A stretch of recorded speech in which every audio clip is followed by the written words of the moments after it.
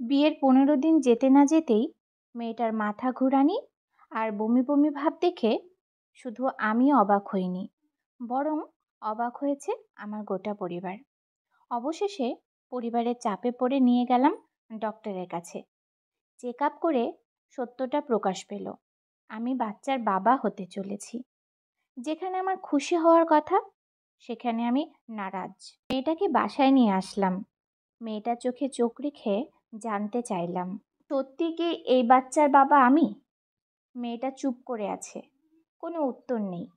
মাথায় হাত বুলিয়ে সাহস দিলাম, ভয় পেও না, আমি তোমাকে ত্যাগ করব না।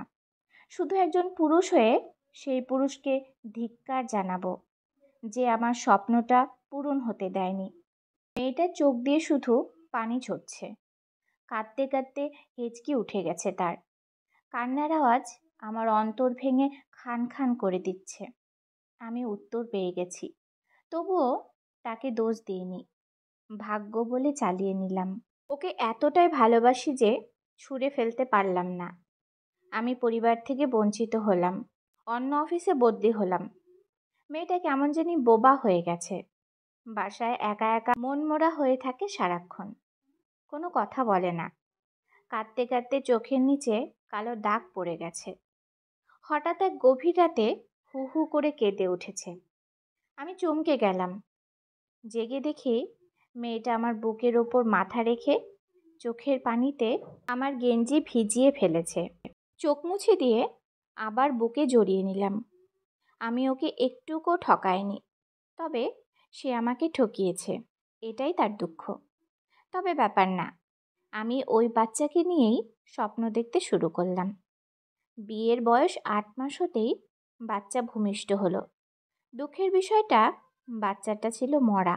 মেয়েটার জ্ঞান ফেরার পরে যখন জানতে পারল বাচ্চাটা মারা গেছে, সে তখন গলা ফাটিয়ে চিৎকার করে আমাকে ডাক দিয়ে আবার বেহুশ হয়ে গেল। তারপর থেকে মেয়েটা আর কথা বলতে পারে না। এখনও দুজন দুজনকে পাগলের মতো ভালোবাসি। বিয়ের বয়স আজ 4 বছর। বাবা হওয়ার স্বপ্নটা আর পূরণ হলো না। তবুও সারাদিন পরিশ্রম শেষে যখন ডিম লাইটের আলো নিভিয়ে মেয়েটা আমার বুকের উপর মাথা রাখে, বিশ্বাস করুন আমি তখন স্বর্গের ছোঁয়া পাই। ভালো থাকুক ভালোবাসা, ভালো থাকুক ভালোবাসার মানুষগুলো। ভালোবাসার কাছে অনেক বড় ভুলও ক্ষমার যোগ্য হয়ে যায়। ভালোবাসুন, কিন্তু কিছু গোপন রেখে না। সম্পর্কে জড়াবার আগে সব সত্য বলে দিন, মাফ চেয়ে নিন।